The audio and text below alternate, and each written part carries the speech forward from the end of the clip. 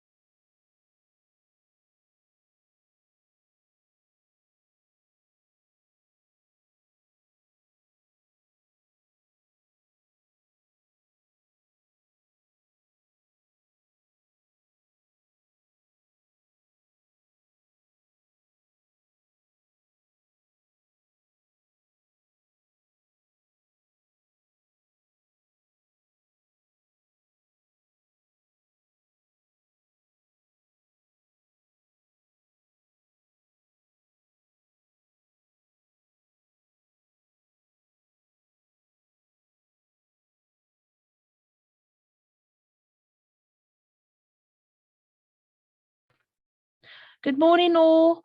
We're just waiting for a Santon class to connect. So while they are connecting, I would like to take this opportunity to welcome you all to our guest speaker. If she would kindly like to put the video on, and then she'll be able to share her screen. Great.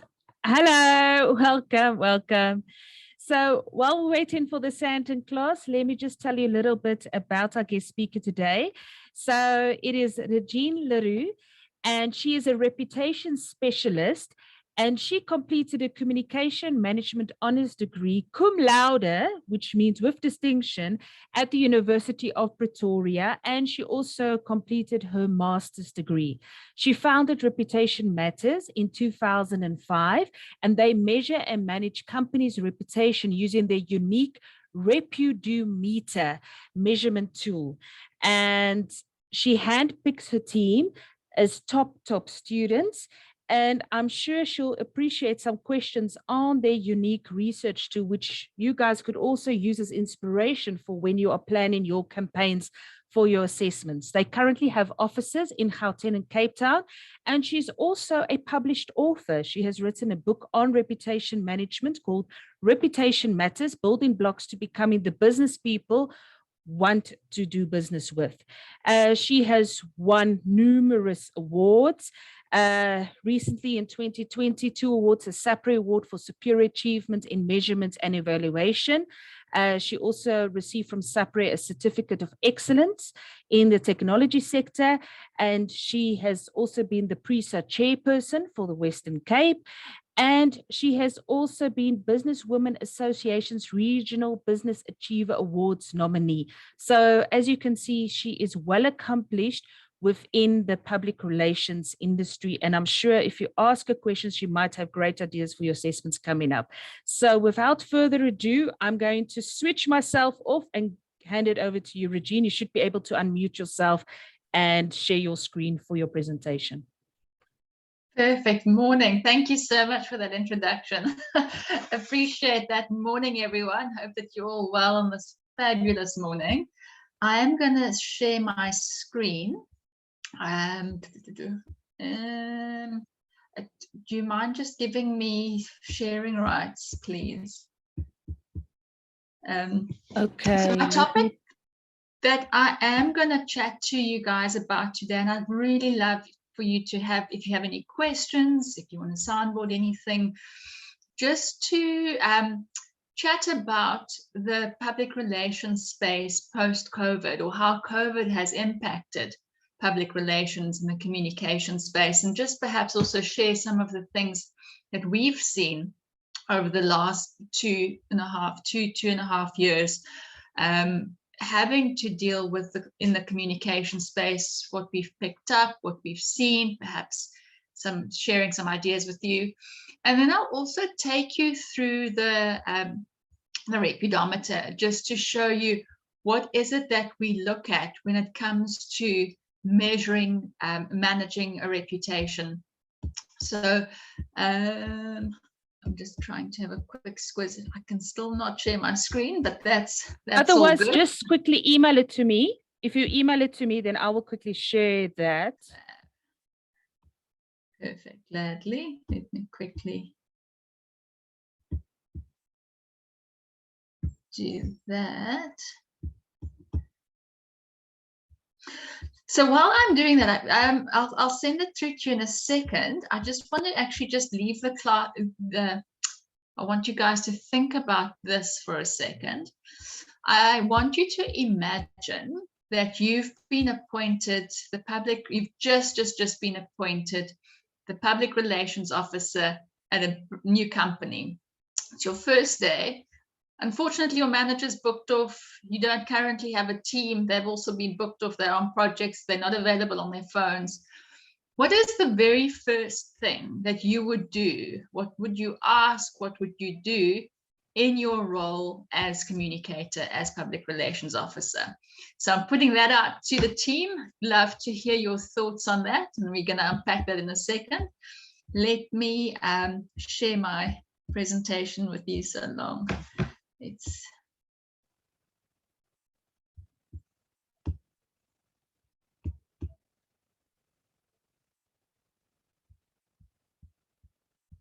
if anybody would like to share some ideas along, you can either type it or you can send it through. So guys, you're more than welcome to use the chat function as well while we're waiting. Then you can just type in and I will relay your message.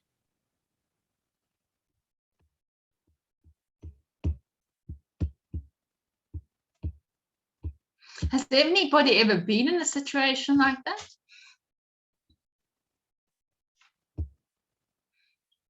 Ooh, I might start picking on people.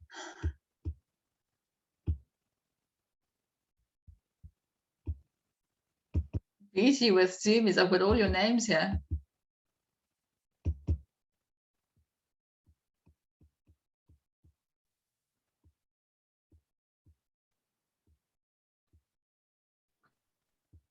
It's okay. They're scared of me. Babalwa, give it a shot. Type an answer.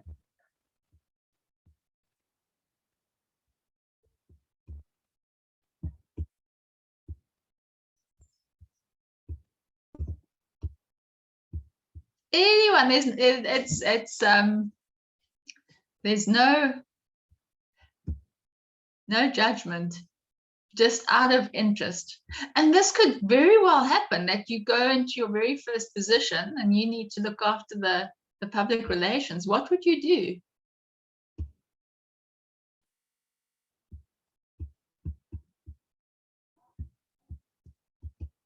Is everyone so shy? Just repeat the question. And I will, yes, repeat the question, please. Okay, so let's say it's your very first day as a public relations officer. It's a brand new job at a new company. Your manager has been booked off. You don't have a team to work with. Everybody's busy. Your manager isn't contactable. As your role as a public relations officer, what's the very first thing that you would either do or would ask? What is it that you would do?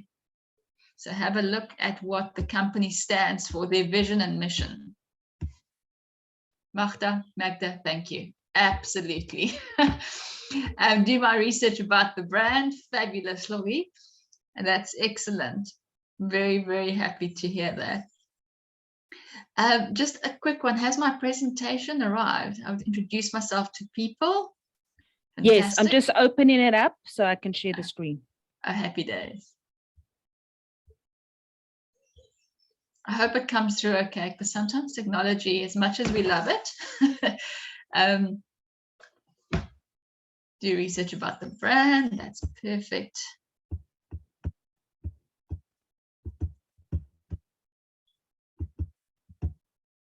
Do background check on the company and ask some people how things work. Perfect. I think that is such an important thing to do, is to also, and especially as you go and apply for jobs and work, and I think often when people go to do job interviews, they're selling themselves, but I think it's just as important for the company to sell themselves to the candidate or the new person. It is definitely a two-way street.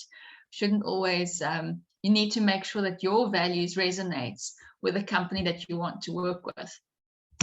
Okay, so if you can go to the next slide, please. So this was the question that I had posed. I think what is very key is just to quickly take a step back. And I know the theme or the topic for today is how has public relations changed over this COVID, this pandemic period.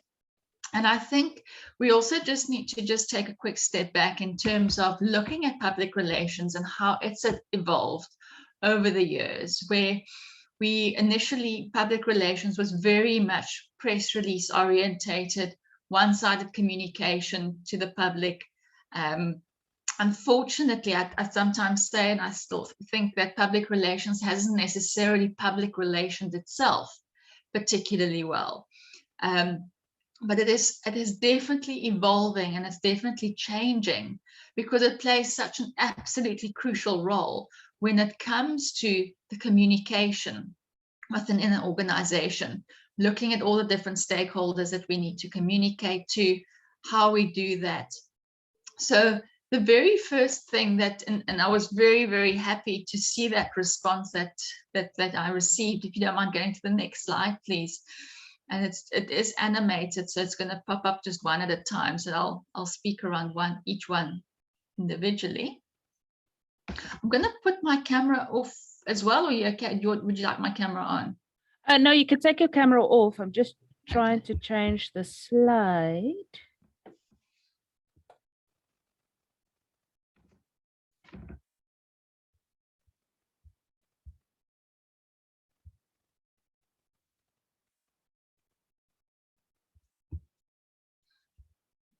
So I'll continue so long. So the very first thing, and it's just become even more crucial that we've picked up from the research that we do, the clients that we work with, the different engagements that we've had. First and foremost are the values. It's the absolute cornerstone of everything within an organization. And we often need to make sure that we resonate with the values of an organization. So spot on for that, and thank you for that. And it's very often we get called in and a company would say to us, oh, our staff's morale isn't great, and then I would ask them, do you mind just sharing what your values are? And they say, no, we don't really have time for that, but please just fix the morale. And there's just such a direct correlation between the values of a company and the staff's morale as well, because it needs to be part of the organization's, I want to say, DNA, in terms of what they do, their behavior, the things that they say, how they do things, needs to be driven by a set of values. It doesn't help to have beautiful values that's printed on posters all around the office, but no one actually knows what it is. And that would actually also, if I was in the position, whenever we actually start working with a new company, that's the very, very first thing that I look at, is to find out what are the values of this organization. What's the vision? Where is it that this organization wants to go? Because we need to make sure when we work with the company that we resonate with the values. So for example, the values that Reputation Matters stands for is growth. We want to make sure that we can help those that we touch help to grow. Respect is excellence always in all ways, doing everything with authenticity. And then trust, especially because we're in the research space and reputation space, trust is absolutely crucial. If you look at the first letters of each of those spells great, because I want to have a great team, we want to be a great business, and we want to attract great people as well. So just as a side note, during this COVID period, we were approached by a company who asked us, often we get questions, we get asked by companies, please take us off Google. Now, unfortunately, that's not really possible. And if you want to get off Google, there's a reason why you're on there, and to try and take you off is just a plaster of bigger issues. And I went to go and meet with the organization, and I couldn't find the vision and mission, because I do like to do just a little bit of research before I go to a client, just to prepare myself so that I can also know which direction to take. And long story short, I asked them, what is the vision of this organization? And the CEO said, well, that's easy. It's to make money. So I'm like, okay, well, that's not exactly, that's, okay, I understand that much, but, that's not exactly the vision statement that you're going to put onto your website. Anyway, so after toing and froing on that, I saw we were not going to get anywhere with that. I'm like, okay, well, perhaps just guide me. What are the values that drive you? And he said, money, money, money, money. And I'm like, well, there's definitely also not the values that you're going to put onto your website. And their stakeholder groups was very much in the communities, the poorer communities. And I just thought, jeepers, this is just not authentic in any way. He has no respect for anybody. And it was quite easy to then use our values to kind of tick off, or to say, can we help them to grow? I can't do that authentically. I don't have respect for him. He doesn't respect anybody else. I don't actually trust him. So going through all of this list, it was very easy to then say, you know what, we are not the right company for you. And I think that sometimes it's quite tricky or difficult to take that stand and say you don't want to do business with somebody, especially during a time when everything was so uncertain. But you can't compromise your values. And we also, as part of our team, actually, every single Monday, we have our Monday morning meeting to prepare for the week. We have a section on the agenda that speaks to our values, because I do want the values to be top of mind for the team, so that whenever they engage, speak, interact with anybody, our values are top of mind. And then they share that, a story of what resonated or didn't resonate with their values during that meeting, so that it's top of mind the whole time. So that definitely is first and foremost something that we've also realized during this time, is now more than ever is the importance of having a clear set of values that everybody can communicate fluently, internally and externally inside the organization.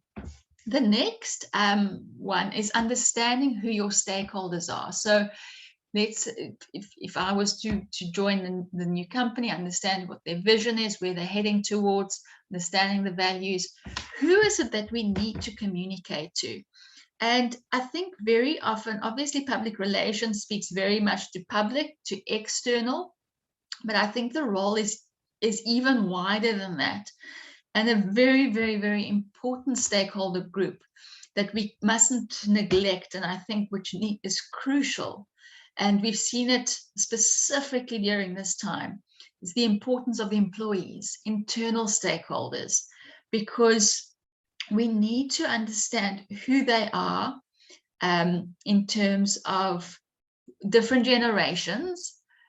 We need to understand also, and I'll get to that in a second, we need to understand that employees have gone through a lot. Never have we ever had to deal with so much uncertainty in the workplace, never mind job security, but illness. There was a massive amount of uncertainty when it came to people's health, the job security side of things. So that is something that we really, really needed to make sure is communicated very, very clearly internally, because your employees are your brand ambassadors. They're your reputation ambassadors. They communicate if they're happy or unhappy with each other at work, as well as to family and friends outside the organization. So I think very often the focus is very much on external communication. Are our customers happy? Obviously, we need to make sure that the customers are happy. Obviously, we need to make sure externally people know that we still a going concern. But we cannot for 1 second neglect our internal stakeholders.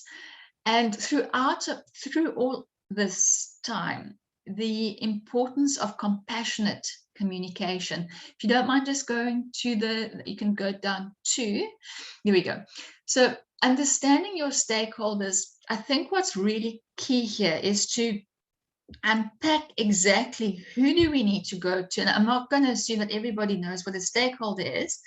Stakeholder is any person or group that impacts the organization with their actions, and it's anybody that the organization impacts. So there's two sides to it. And who are those groups? Who has an impact? If a specific person or a body or a company does something, their actions will have an impact on the organization. And who are they? It could be, as I mentioned, your customers, it can be your suppliers, it can be the media, the government, unions. It's very important to understand who those different key stakeholders are. And as I mentioned, specifically internal, we mustn't neglect internal. And then to take an even deeper dive into each specific stakeholder group. And as I've mentioned, let's say, for example, employees, you get your different age groups. And very, very broadly speaking, and this is a very big generalization, but we need to keep in mind, specifically from a communicator's point of view, we now have 4 different generations in the workplace, which we've never really had before. We've got our baby boomers who are close to retirement age, late 50s and older, they are baby boomers. Generally, they prefer face-to-face interaction. They will pick up the phone, they prefer phone calls, not big on emails, not big on sending texts. So it's good to just keep in mind that different generations like different ways of communication.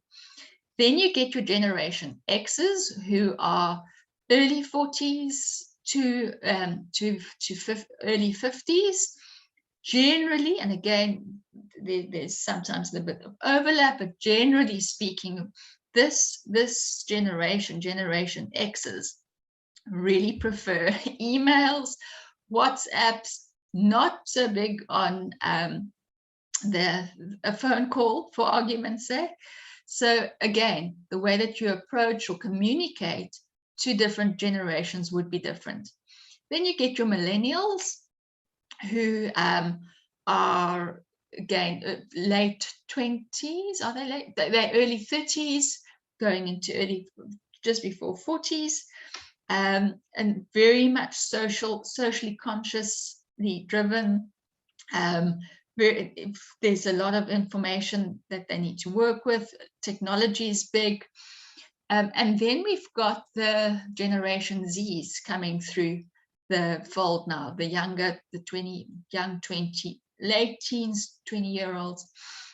And what's interesting, what we've seen, is that this Generation Z, are now also liking face-to-face, also preferring phone calls. So it's quite interesting to see that. With that said, and we can generalize as much as we want to, we need to actually ask the stakeholders, be it internally or externally, what their preferences are. And that would then guide your public relations strategy and your plan to figure out what to communicate to whom. And then the next slide, please. So all of this needs to be compassionate communication. So that's fine. I think, so one thing that we picked up with all the research, because we do a lot of internal research as well, because that is where your reputation gets started. One of the things that we picked up during this time was the Generation X's, which, as I mentioned, is late 30s to late 40s. There was a lot of movement between this in this specific generation. Your millennials and younger were quite happy to work from home. They were happy with the technology, did their own thing. Baby boomers also quite happy, close to retirement, and they were happy with that. But we saw a lot of movement of people either going to different companies, different positions, starting new businesses, starting their own enterprises, that were in the Generation X's. And I think the pandemic made everybody took stock in terms of where are we with this. But I think it knocked the Generation X's a lot more.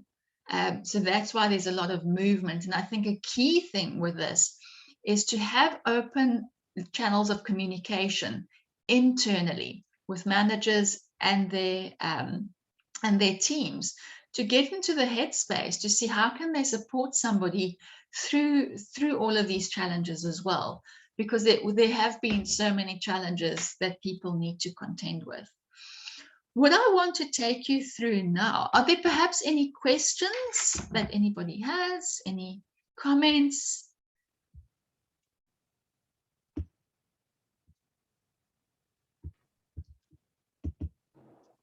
Okay, so the next section that I want to go through, and I thought it might be valuable for you, especially as you work on your projects, when it comes to the communication assignments that you have. When it comes to reputation management, it's there's quite a lot of components to take into consideration. So I'm going to take you through each one of these, and perhaps you can also just make earmark it to see, when you're doing your campaigns, are you touching on each of these different elements? Because the whole organization, everything plays a crucial role in the reputation of an organization. I like to compare a reputation to being fit, to being physically fit.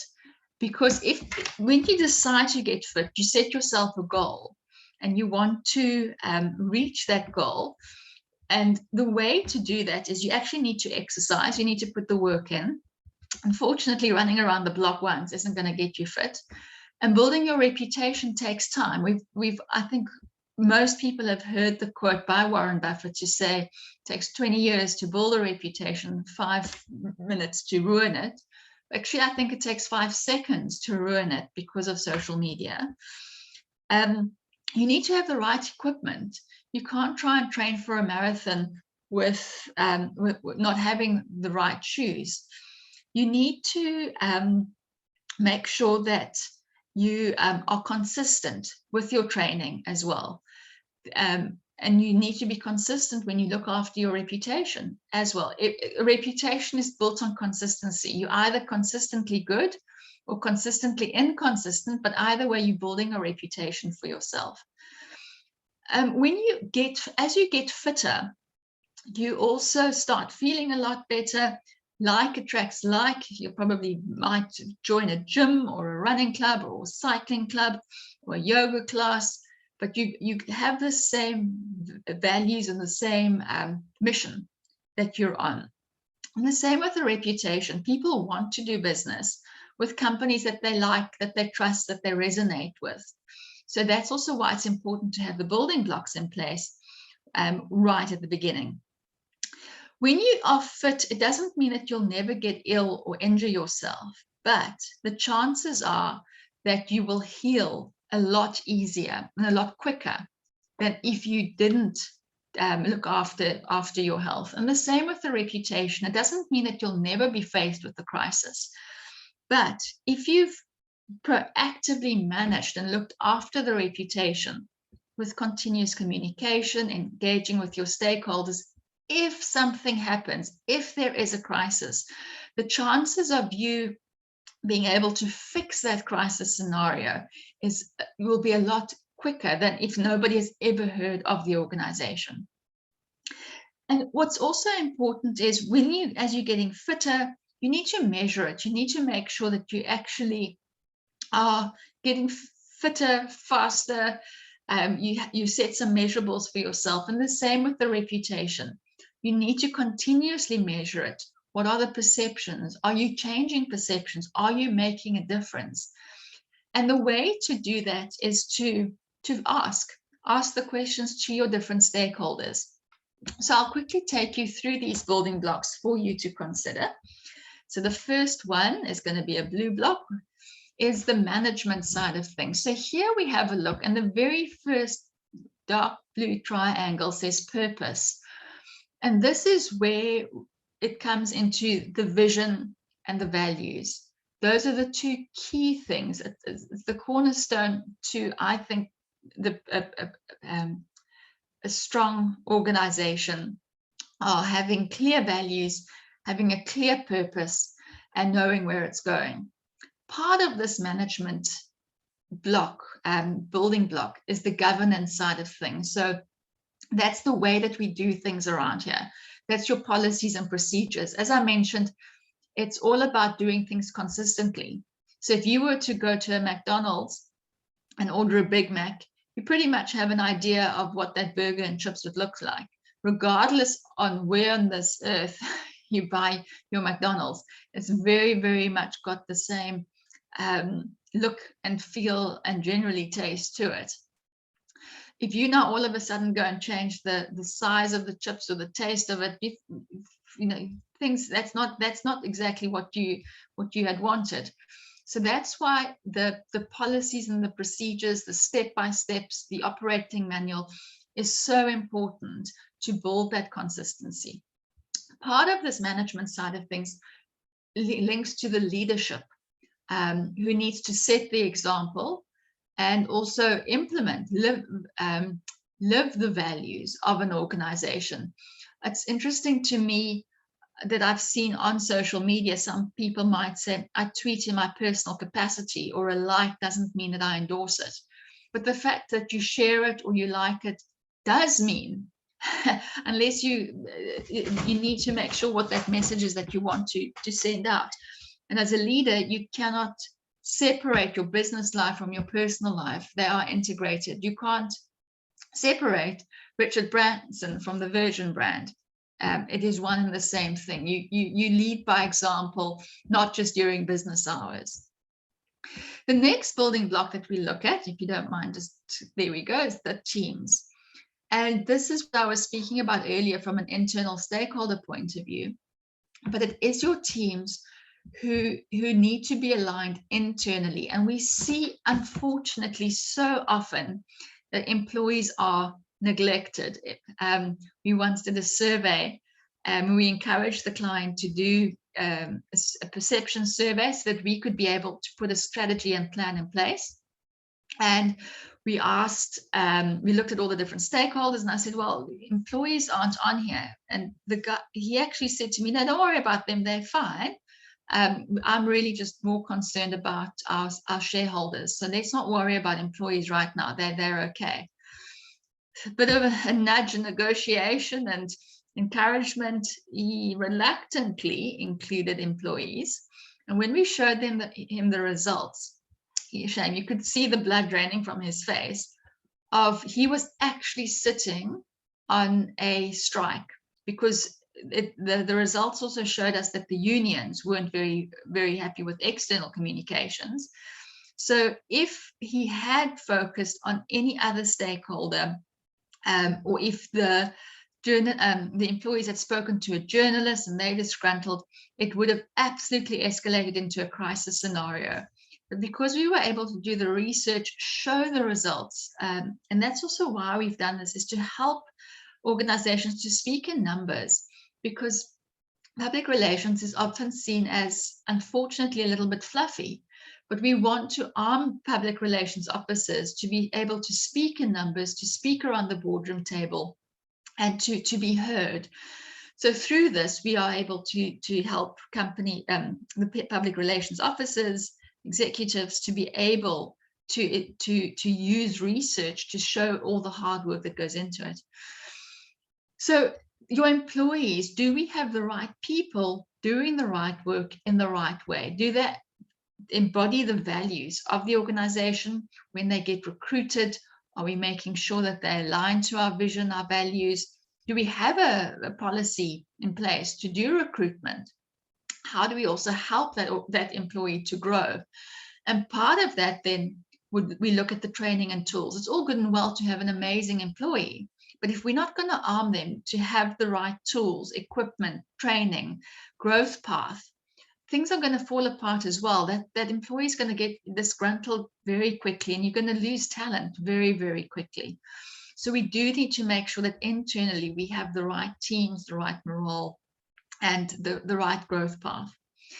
The next building block that we have a look at is the finances side of things. Now, there's auditors out there that look at the actual finances in terms of balance sheets and cash flows and all of those good things. The purpose of a reputation study, when you look at a reputation, is the perception around the finances. So here we look at, why are people going to spend their hard-earned cash on your specific product or service? I often do the exercise. I did an exercise with my team a couple of years back, and I always encourage other people when they work with in organizations. If you had to describe what you do, what makes you unique in 8 words, what would those 8 words be? And it's not to say that you're cheaper or the service is better or that the quality is better, because that's what your competition is also saying. What is it that makes you unique compared to the competition? And then it's quite interesting to compare what different people within the organization are saying, because ultimately you want everybody to be as aligned as possible to those 8 words. But that's also the golden thread that needs to be communicated internally, that will then go externally. We also look at the pricing side of things. So is it, and the ethics around pricing and costing, is it, and the value that people receive for the amount of money that they pay for a product or service. The next building block to consider is how you're positioned. So who are you doing business with? Because your suppliers and your partners also play an important role with your reputation. It's important that their values align with your values again. Because if they do something dodgy, if they're a dodge supplier, they're going to negatively impact your reputation. Now, a couple of years back, we were approached, we do a lot of work in the environmental space. Sustainability is absolutely crucial for us, and it links very closely to our respect and our growth value. We were approached by a company who claimed to do a lot within the recycling space, and the machinery. I was initially very excited about this because I thought the job creation that it would create would be incredible. And long story short, found out that they actually imported using ships these gadgets, these machines from China. And when we said, well, how do you justify your carbon footprint in an environmental aspect like this? They said, no, we don't talk about that. And I said, well, unfortunately, we really do need to talk about that because that's actually really crucial. Anyway, that made our decision a lot easier not to do work with them, because the authenticity side of things just really just didn't align. But it really is important to have a due diligence with suppliers to make sure that they also have your best interest at heart. Then part of this as well is the social responsibility. How are you sustainably giving back to the community in which you live and work? And it's not just about giving money or giving a check or a handout.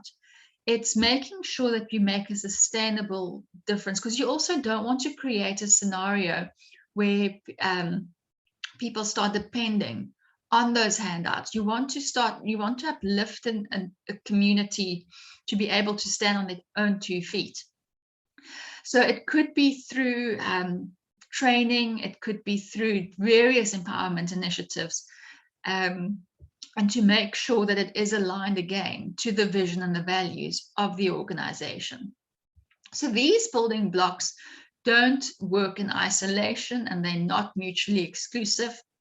It is all glued together by a 5th block, which is communication. So internally, we need to make sure that everybody is fluent with the purpose, the values, the way that we do things around here. This is my growth path within the organization. This is what makes us unique. This is why we are priced the way we are priced, be it a higher end or a lower end. This is who we do business with, and this is the difference we're making in the community. This then will drive the message that needs to go out externally, in terms of what needs to go onto the website, social media, press releases. And you need to find out what the perception is around each of these building blocks for all the different stakeholders that you need to communicate to. So your customers, yes, they might be very much interested in terms of the products, the services that you provide, but you never know. Maybe they would be interested to know that, for example, the social responsibility projects that you're involved with as well. So this will guide what needs to be communicated to whom. And again, going back to the previous slide in terms of the channels of communication to use, this will then guide you what messages to communicate to the different stakeholder groups as well. So that is this is the repudometer and the 10 different things for you to consider when you put together a communications campaign. And you can break this down per product, you can break it down for the organization as a whole, and use it as a guide. So I would now love to open the floor to any comments, any questions. If you want to soundboard anything, I am here at your disposal to address any questions. Thanks. That was really interesting. And I hope the students took notes, because they can get some bonus points on just including some of those things in their campaign. So both the PR2 and the PR3 students have 2 campaigns coming up that they need to plan. The one is they have to plan a gender-based campaign for Boston Media House at their campus, which includes the student voice. The other one is for Comic-Con Africa, how to get people to go back to Comic-Con Africa after, our lockdown period. So I thought, because I know how students are, they're not going to ask now immediately while the lectures are getting them to ask questions. If you had any thoughts like, how would you gain the trust of people to come back to your event in these COVID times? My recommendation I say this, I suppose, because I do wear the research hat, is to ask and even if it's like 3 questions that you can ask people to say, you ask them what would encourage you, or what is your biggest fear when it comes to organization, to attending conferences, because then you can start addressing those specific areas, so that it is social distancing for argument's sake, or it's I don't know what the potential things could be. But I think what often happens is people think research and you think, shucks, it's such a schlep. But it really shouldn't be a schlep. It can literally be, as I said, 3 questions to get to the crux of it. Maybe have an open-ended question if people want to write something slightly longer, just to be able to get those insights, to be able to address specific things, because you want to find out why don't people want to come, and then use that in your communications campaign to say, you mentioned that you worried about social distancing, don't worry about that, only 50 people are allowed in every hour, for argument's sake. And then you can also use that, for example, to have a frequently asked questions document that you can then use as part of your social media campaign. You can then have that on the website, and to also just, the biggest thing at this stage is that compassionate communication, in terms of making sure that you're addressing the concerns of your stakeholders, and also letting them know, this is why we need you to spend your hard-earned cash on this specific conference. This is what we're doing. And also just aligning that. I think always just to keep respect at the back of your mind with any campaign that you do. You're respecting your stakeholders so much that you want to get their feedback, and perhaps that could also be part of the initial things, is always just to ask the questions for that. And what communication tools, if it's the general public, do you think will work for that? Do you think you need to use your social media tools to gain that feedback? Do you need to ask for ex-clients lists? I think the very first thing is we need to be very mindful of something called POPI, the Protection of Personal Information Act that's come out. So we need to be very mindful of the databases that we do use. So we always need to get permission for that. I think in an instance like this, and I'm always very wary of making assumptions, but I think if we look at both of these campaigns, social media would potentially work best with that, because it's easy. You can easily share it on via, for it to go viral. You can make lovely videos, because I think what's key with social media is the visual element, and you can play around with the visual side of things. You can make it humorous, you can make it serious, you can be quick, you can add music, and I think that's what that would link to the look and the feel, specifically for the Comic-Con one, where that could work quite well. And perhaps you can even also have a wonderful competition around that, where you get people to do stuff around their comic heroes and things like that. But again, if you are going to do the research, that could potentially be one of the questions of, how do you prefer your communication? What channels do you use? Because I'm speaking under correction. I'm not entirely sure that Facebook is necessarily the target audience these days anymore. I think it's a TikTok. It's that route to go. But again, we can't assume without knowing. And you can ask very very general demographics questions as well. Where are you based? What's your age? You can ask gender. What we do to get around the gender age question, sometimes you just say, prefer not to answer. And that's also fine. Not everybody wants to answer that, but you at least will get a general idea. We have a question in the chat function from Little Diane Smith, who says, there are so many campaigns around these topics that speak about these things and offer the same things. So how can we stand out from the crowd? So I think that's also a very good general question. If you have to prepare a PR campaign for a client, how do you ensure that you stand out from the noise? I think the first thing is just to ascertain who is it that we want to communicate to. How, and just to get an understanding of, as I mentioned, just to see who is it and what do we want them to do. Because if there are a lot of campaigns that, as you mentioned, and there are, I mean, so for argument's sake, a newsletter definitely, I just don't think newsletters work at all. They're okay for internal, if you must, with a select audience. But what we're also seeing is not to just have one channel of communication. It needs to have several integrated channels. So, for example, you can have a mailer. If you have to have a mailer, you can have a mailer, but it needs to be followed up with, for example, a WhatsApp.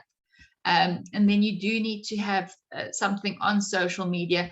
But what is important is to have that call to action of the so what. Okay, now you've made me look at this video, you've made me read this WhatsApp. What now?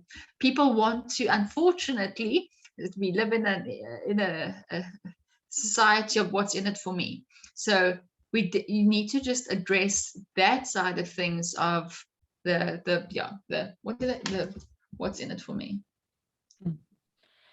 And I know this is an issue we also go on about. Okay, sorry, here's a question from one of our lecturers. She's standing in a class with a computer, and she says, as a general question on behalf of students who will be entering the professional world next year, what are you looking for when you sit down with a young PR professional who you would like to hire?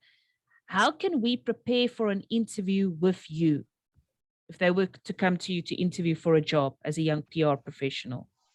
Love that question, and I've had to do many interviews.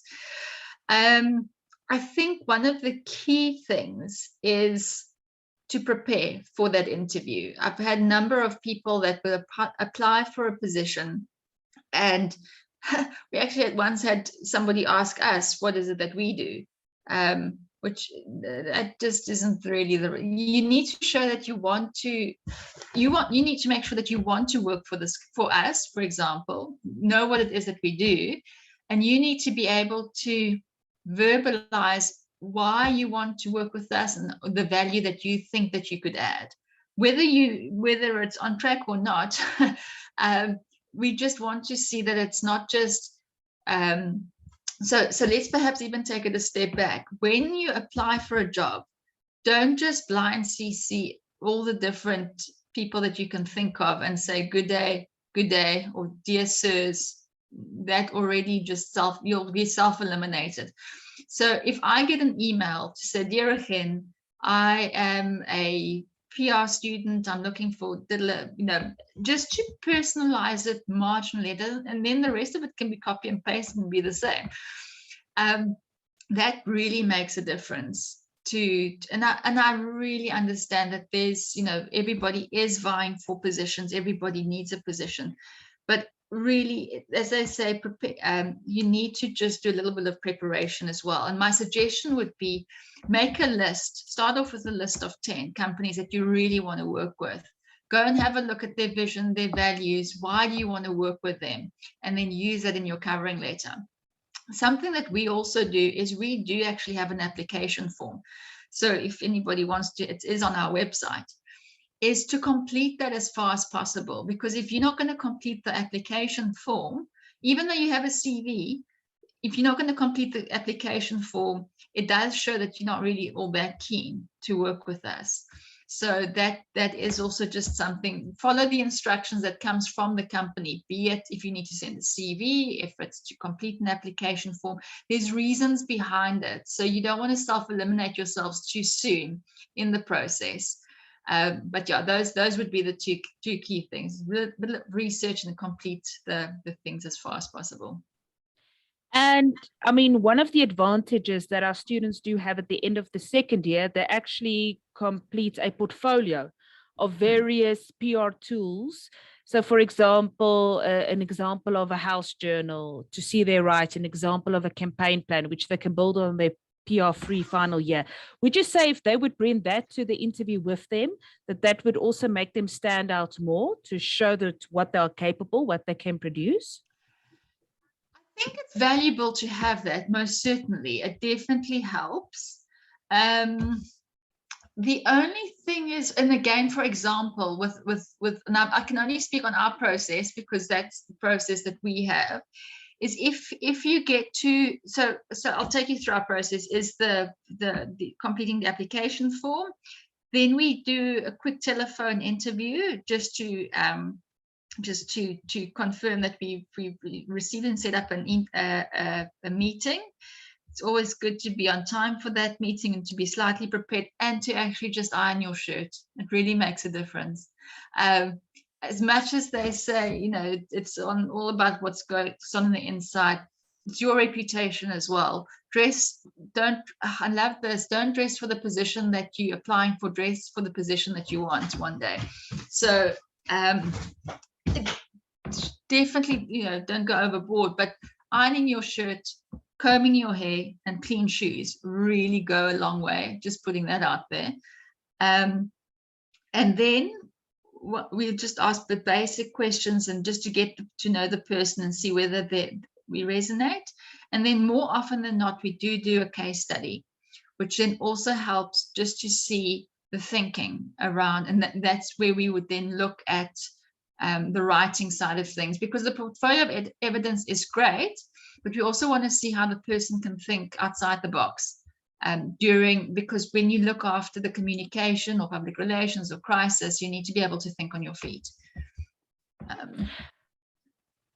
Thank you. And another question I want to ask, which I know is where they're currently at in their studies, is they're not necessarily looking for jobs. They're first looking for the opportunity to gain experience because they don't have any experience, and they're looking for internships, whether it be 1 week, 2 weeks, 3 weeks. Mm-hmm. How do they approach companies like yourselves for an internship or even just job shadowing? How would that work? How does that differentiate?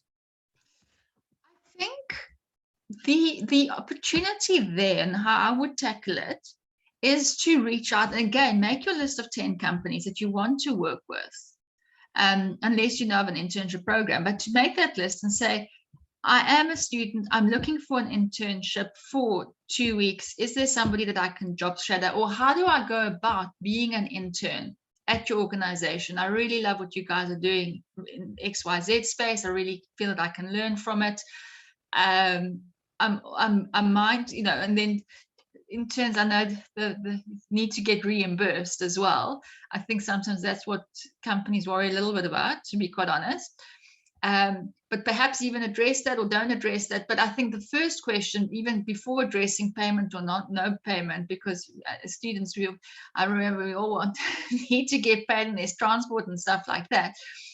Ask the question, just ask the question of, how do you have an internship program? How does it work? Because that then also helps you to learn a little bit more in terms of, okay, this is how I can prepare for it. This is what they need. If I need months experience, I can, you know, whatever. It will help to just address, and it will also help you to build that confidence to reach out to companies as well. If you can, yeah. Oh, when you do email a company as well, really, really important from a public relations communications point of view, because remember, you're building your own brand, your own reputation here. Please use spell check, grammar check. If you have to get somebody to read it for you, do that, because there's nothing that irks the living daylights out of me personally, again, if somebody refers to I as a little I and they don't use any punctuation or capital letters. So that really, it's a small thing, it's the small details that really people think that it doesn't make a difference, but it really actually does. And especially in the communications aspect, I'm reluctantly going to hire or look at somebody, even if it's an intern, if they cannot grammar check their own stuff. And do you think there is still value for students to join organizations, PR, professional organizations such as PRISA?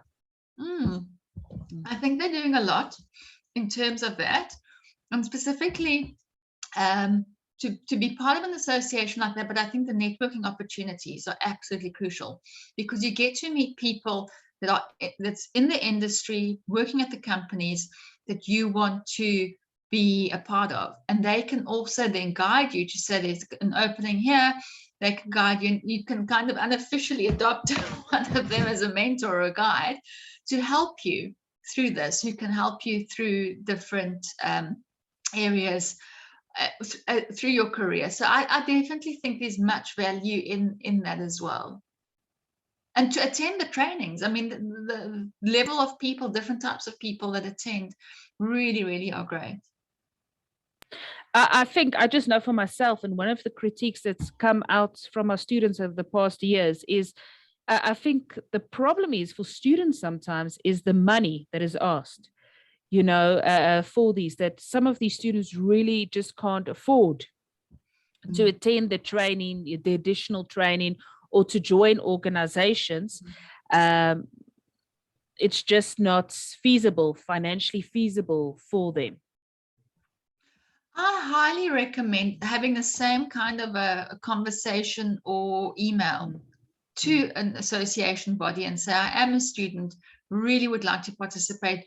Do you have some kind of a sponsorship or support for students in place? And more often than not, you will find that they will either reduce it completely, or they could sponsor it, because they also want to make sure that they add value to the and they usually are good student support options, or financially, from a fee point of view. And I also think that people should ask, if they are employed, the organizations to consider to sign them up to something like a PRISA or association bodies, and to pay for the training, because ultimately the training is helping the organization. You want to make sure that your team is as highly qualified as possible. Thank you. So yeah, so one last thing on that would be, have a look at as many training opportunities as you can, and take that to your boss and say, really think that this would be valuable to have. How can I participate in this? It's financially something I can't look at the moment. Is this something that you'd be willing for me to invest in, and perhaps do that? I mean, I've seen it often where organizations would actually then pay for the training, as long as that person then continues working for an X amount of time afterwards. So there's I think that the crux of it is communication, is to ask the question, and the more questions you ask, the more it's going to help you to be aligned and to reach your own goals. And I know that another concern that was voiced by some of our students when they had to choose their final year specialization was, does PR actually still have value? Especially in these COVID times, as the communication function was one of the first things that was cut at a lot of companies. What is your opinion on that? Is there still value to study and to become a PR? More than ever before. The value of communication, and we call it public relations, communication, reputation management, is absolutely crucial. And I think we saw that companies saw it more than ever before, is that internal communication's role, absolutely crucial, and realizing, shucks, we need to communicate, because without your communicators, especially during COVID, where everybody had to be kept up to date, especially because you don't see your colleagues each day, you have to communicate via your computer with them. It's a non-negotiable. It's absolutely something that we are just seeing growing as well. I think more so in the communications and the reputation space. As I say, PR hasn't always PR'd itself particularly well, but I think it's actually really, really standing on its own in terms of the importance of that communication space and leaders seeing it. And also when you link it to the research component of being able to show, because I think that's also unfortunately why PR isn't regarded as all that important, is because it's so difficult to prove what you've done on something that's so intangible. So that's where that research component also actually needs to be non-negotiable, so that you can prove your worth, to say the perception was 68%, we've implemented X, Y, and Z, we're now at 72%, and this is how we've grown, so that people can actually also start seeing the incredible value that public relations do play. And just one last one, it's remember, as a public relations officer, as communicators, you've got all those channels of communication that you need to look after. I mean, shucks, that's quite a juggling exercise in terms of taking multi-skilling to the next level and communicating, because even though the message is the same, but the way that you communicate on your social medias, your website, your WhatsApps, your emails are all very, very different. And you need to actually keep track of all of those puzzle pieces to make sure that it makes one big collage at the end of the day. Thank you. I just want to do a check-in. Is there any other questions from the students?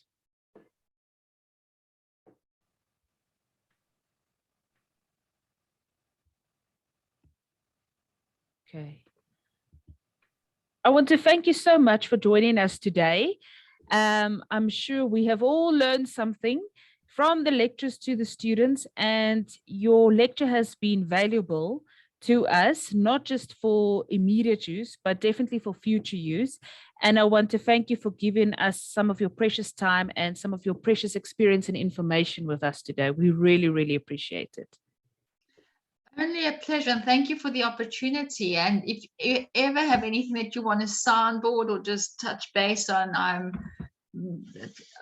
much faster on WhatsApp. I'm a Generation X. Yeah, don't ever, if you love a student, you can give your number, but be warned. That's a lesson we all learned during COVID, you know. Yeah. But yeah, I'm also happy that if you want to share my email address, you're more than welcome. I will. No problem. Thank you so much, guys, for joining us today. And I hope you all found it informational. Thank you. Bye. Bye. Thank you.